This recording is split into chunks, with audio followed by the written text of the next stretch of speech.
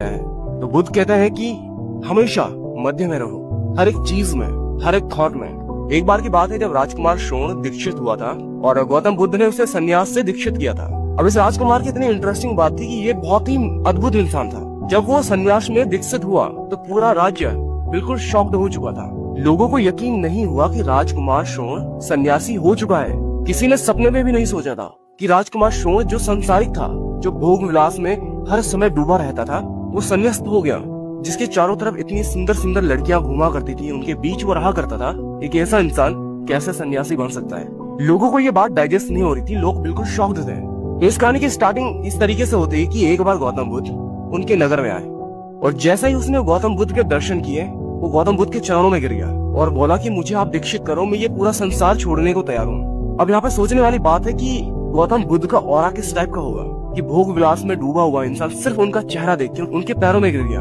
तो कहते हैं कि जो लोग उस टाइम पर गौतम बुद्ध के साथ में उस नगर में आए थे, उनमें से किसी भी इंसान को कानो कान भी खबर नहीं थी कि राजकुमार शोण दीक्षित हो चुका है।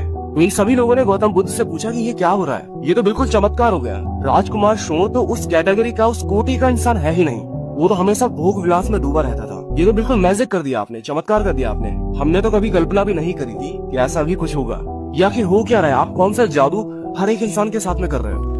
तो गौतम बुद्ध ने कहा कि मैंने कुछ नहीं किया है। अब यहाँ पे ध्यान देना थोड़ा कि गौतम बुद्ध क्या समझाना चाहते हैं। गौतम बुद्ध कहते हैं कि मन एक अति से दूसरी अति पर जा सकता है। यानी अगर आज मुझे 10,000 रुपए चाहिए तो कल मेरी एक्सपेक्टेशन क्या होगी?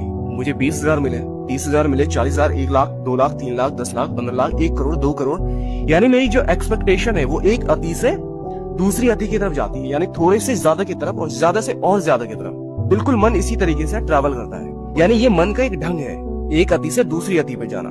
तो राजकुमार शोण ने कुछ नया नहीं किया, ये तो होना ही था, क्योंकि हम लोग मन के नियम को नहीं जानते। तो गौतम बुद्ध कहते हैं कि तुम लोग चकित इसलिए हो रहे हो क्योंकि तुम मन के नियम को नहीं जानते। The mind keeps moving from one extreme to another. और मन का यही ढंग है और ये हर रोज होता है। यानी जो आदमी एक टाइम पे पैसों के पीछे पागल था, आज वो सन्यासी हो चुका है, साधु बन चुका है। वो सब कुछ छोड़ के एक नंगा फकीर बन गया है। और हम सोचते हैं कि यार ये तो बिल्कुल मैजिक हो गया। But this is nothing more than a general rule. यानी जो इंसान धन के पीछे पागल ही नहीं है, उससे सन्यासी होने का एक्सपेक्टेशन किया ही नहीं जा सकता। आखिर वो इंसान त्याग क्या करेगा? त्यागने के लिए भी तो कुछ चाहिए अपने पास में।